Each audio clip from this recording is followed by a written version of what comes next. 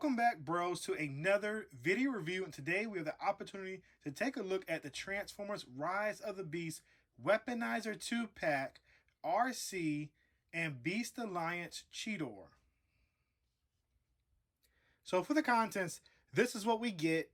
The figure comes in a open packaging for this toy, and Arcee is transformed into its alt mode, the motorcycle mode, instead of her robot mode, like others in the previous wave for the Beast Alliance Weaponizer 2-packs. So basically what you get inside, you get Arcee itself, you get Cheetor the Weaponizer, and you get the instruction manual.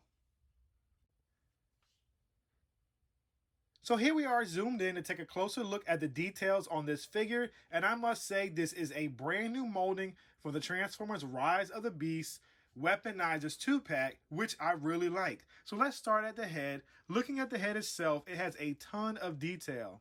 You have the eyes painted the blue, and you have the face painted peach. Now, the only gripe I have about this figure is the lack that there is not enough white, black, and pink. So as you can see right here, we have a picture of Arcee, and you can tell that the coloring on this figure is off, but I do like the way the figure turned out. It does have the painted chest with the light blue windshield and the light blue headlights on the fake chest of Arcee for her alt mode. When it comes to the crotch area, I like that it is painted red because that is very similar to what we see, and also with the Studio Series. Now coming down to the legs, we have the all red molded plastic for the thighs all the way up to the hips. And then you just have the plain, ordinary gray plastic. Now, I would have loved for this gray plastic to have been white. That would have been perfect in my opinion. I wouldn't have had as many gripes. Because if it's white, you can always add silver or metallic to it if you like to customize it yourself. But with it being white, that gives Arcee a more accurate deco that you could also use and put her in other stand-in figure lines if you would like to add in your collection. So for the articulation on this figure, the head can look down this far, but it can look up all the way back because of transformation. It rotates right and also left. The arm can do a full 360 because it's on a ball joint, as you can see. The arm can bend more than 90, and it can rotate all the way around because it's on the ball joint. The wrist can also swivel, which I did not expect that to happen. With a toy of this price range, I did not expect. Now, there is no waist swivel, so that is the one drawback with this figure, unlike the other figures. The leg can kick up this high, the knee is double jointed, and it can bend an awkward up front position due to transformation. The leg goes all the way up, as you can see right there, so she can get those kicking motions, as we always know Arcee to do. Now, when it comes to the foot articulation, there is none. So with all that being said, that is all the articulation we get with this figure. Now let's go on and get to the favorite portion of the review, in my opinion, which is going to be the comparisons. Hold up, I got a little too far ahead of myself. Let's check out the Weaponizer before we get to the comparisons. So basically this is the same what we get with all the previous Cheetor moldings of this Weaponizer. There's nothing really different about it. I do like the way that this face is painted because the only other version that I own is going to be the one that came with the Ultimate Optimus Primal figure, which is going to be all that all clear red plastic. But anyway, let's keep this short. You just fold the head down, flip out the handle so that you can have Arcee hold it, flip the legs up, the hind legs, front legs forward, and then now you can either put it in her hand like that, or if you want, you can store it in the forearm. And now let's go ahead and get her ready for comparisons, which is the favorite part of my video for this review. So here we are. Let's start the comparisons. I got before you 4 different Arcee type figures. Here we have the Titans Return Arcee from left to right. Then we have the Rise of the Beast Weaponizers 2-pack Arcee, Studio Series Core Class Arcee, and now Deluxe Class Studio Series 86 Arcee. As you can see right here, you can see the size of the Rise of the Beast Weaponizer version comparing to the more bigger Arcees. And compared to the core class, I definitely like how they made her bigger and upsized her to give her more of a traditional deluxe size figure. So now that I removed the other two figures, this is what I wanted to start with the comparison. Here we are with the Studio Series Arcee and with the Weaponizers version. Now, I really wish this Weaponizers version was giving the deco of a Studio Series type paint job. If it had that, this Arcee will be the best of the Transformers Rise of the Beast line, and it would actually put this Arcee on one of my favorite shelves because it would be top of the line. The detail on this figure is incredible. I just wish it had that Studio Series core class paint job on this figure. So here we are for my final comparison, and I have all of the Weaponizers before you, with Arcee being the newest in the middle compared to with the other figures that have already been released that may be already in your collection, just so you can see the scale. Here they are with their Weaponizers and also with the fellow figures in the this line. So as you already know, Optimus Prime and Optimus Primal is Wave 1. Scorponok and is a Target exclusive, so you only can get it in a Target in the United States. And therefore you have Wave 2, which is going to be Wheeljack and also Arcee. Unfortunately, this is the full line, and Arcee is the last of the line. I would have loved to seen a Mirage in this line, because I feel like a Mirage would have basically like rounded out the Autobot cast. Mirage could have came with a Battle Master Arcee, which would have been perfect in my opinion, because then you would have all the Maximals and all of the Autobots here with a Battle Master. And then for the Terracons, you could have had Scourge with maybe like Frenzy, or the other guy that's not Frenzy. I can't remember his name. The Terracon little pet names, whatever they are.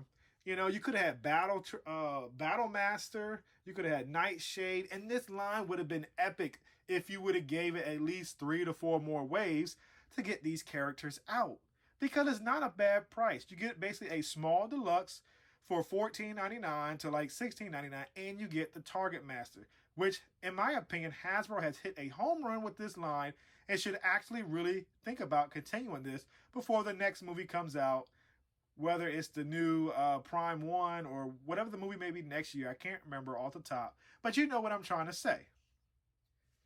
So for my last comparison, here I have different kinds of figures before you.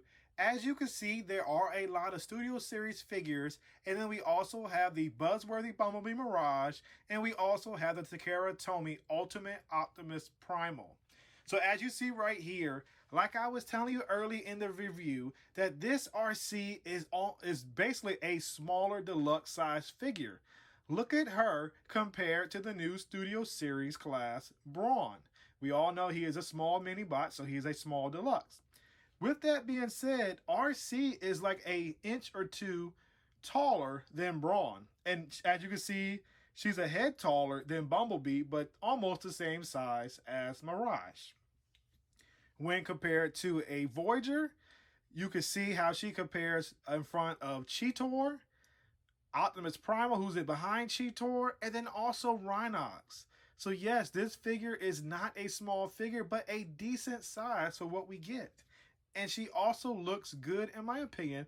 Yes, she may be slightly out of scale, but Arcee in the G1 cartoon was about the same size as Bumblebee, Mirage, Hot Rod, and other fellow characters. She was not a smaller bot. She may be petite, but she was at least the same height. And I like the way this Arcee measures up with the new figures we've gotten from the line, and I think she looks well together with them in scale. So now it's time for transformation.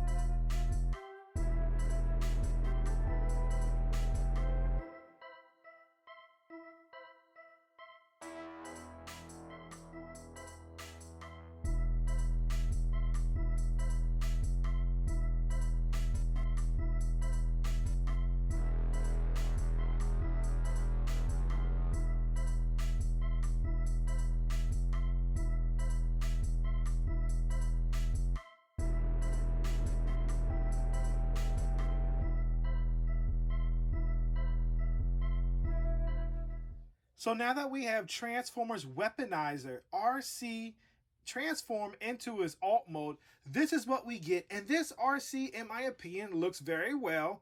And it definitely can stand up by itself. So that is a plus in my book, because the Studio Series version could not stand on itself because the weapon attached to it does not become a kickstand. But anyway, this is pretty much what we get, the same as we did with the Studio Series. It's basically the arms right here making the back of the bike. The legs are making part of the engine block, and also some of the underneath carriage on the motorcycle. We have the back wheel, and we have also the top right here with the fake chest. Now, I wouldn't have a problem if this chest was painted in a different color, but now you have two sets of bike windshields and bike lights, but it's not too bad looking at it from the side. And then looking at the vehicle mode, it definitely has some molded details in the figure that I would have loved to see picked out in different colors other than that boring gray plastic is the best word I can use. So here we are, front view of the bike. It looks good. I'm pretty sure you can put like another core size class figure on it. So let me just grab core size Arcee just so you could try to get my get what I'm trying to tell you. So maybe this might work. So let's see. Well, guys, that quite did no. Here we go. You can have Arcee on the bike, but it's not really working as I planned, guys, because Arcee does have a lot of back kibble. If she did not have that, she could definitely be riding the bigger version of the Arcee figure from the Rise of the Beast line. So here we are for comparisons, and I'm going to start off with the Studio Series Core Class Arcee compared to the Weaponizer version of Arcee. So as you see the front view right there, and now here is the side view. And I know if you're wondering how I'm getting the Core Class Arcee to stand, I'm using the Earthrise Arcee's weapon that plugs inside Arcee's weapon, as you see, as a kickstand. Enough about that. When comparing the two together, of course, you know the Studio Series will have the better, more screen accurate paint job.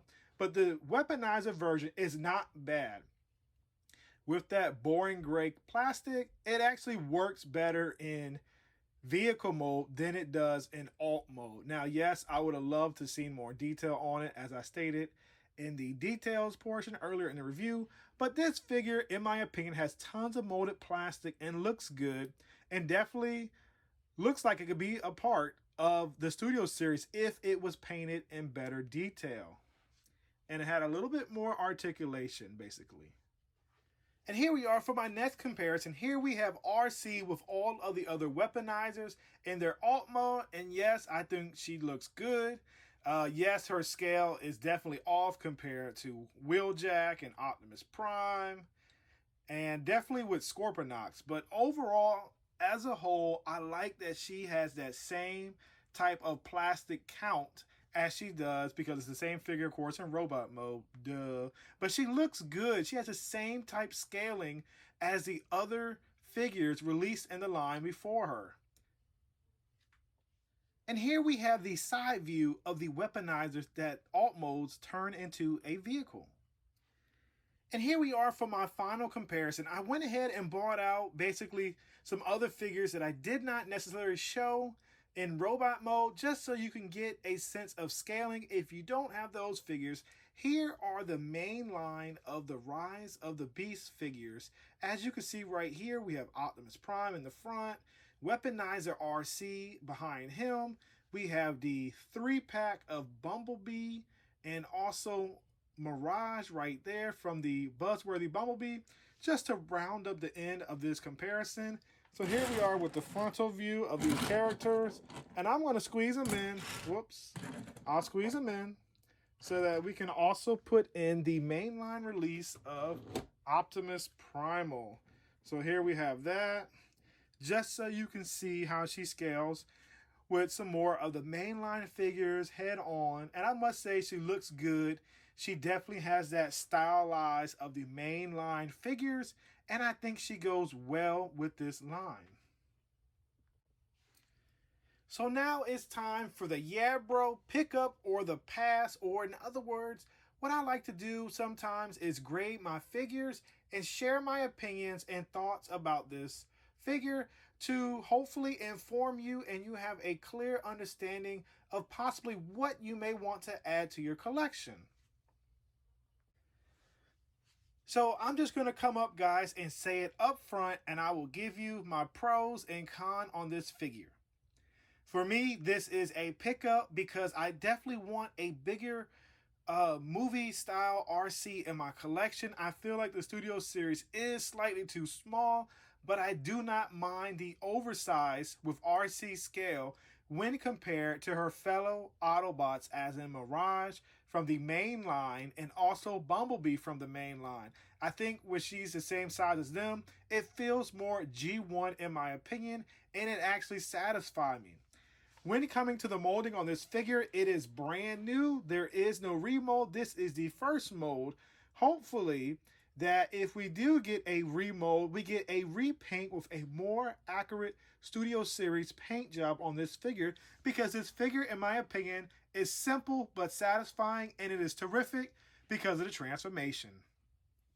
When it comes to the playability and execution on this figure, I do think it has a ton of value and it is good, and it definitely caters to children and collectors alike. You can pose Arcee definitely with the articulation in her legs being double jointed and also having that weird front bend because of transformation. You can get her in some dynamic poses. Yes, she may lack the foot articulation and swivel, but her arms make up for that, and also her hands being able to swivel makes up for that, in my opinion. The posability in her head is very good. She can look all the way up as if the Terracons are flying from the sky to swoop down on the Autobots. Unfortunately, her looking down is limited, but she also has a ton of playability in vehicle mode, because the vehicle mode can stand on itself, which is a huge plus in my book, because this is a two-wheeled motorcycle, and I definitely think motorcycles, if you're going to make a toy of them, they should be able to stand up without any other help. So that satisfies that category. And as stated, just as a quick mention, the paint job on this figure is minimal, but I do think it works well for this figure and this toy in that very weaponizer line. So yes, with all that being said, I do believe this is a pickup and not a pass. If you're interested in picking up a copy of this figure, I got my copy shipped out to me, which was a pre-order from Amazon.com, where I paid $15.99 plus taxes. And it's not an Amazon exclusive. This is, I guess, the first appearance wave of getting it is through Amazon, because it has not been cited at retail stores as of right now. So the link will be posted below if you would like to decide to pick up this figure and add her to your collection. As always, please like, comment, share, and subscribe. By doing these 4 actions, it shows my channel a tremendous amount of support, and not only that, positive feedback to help my channel to continue to grow. Thank you once again for watching my video. And until next time, yeah bro, I'll see you soon.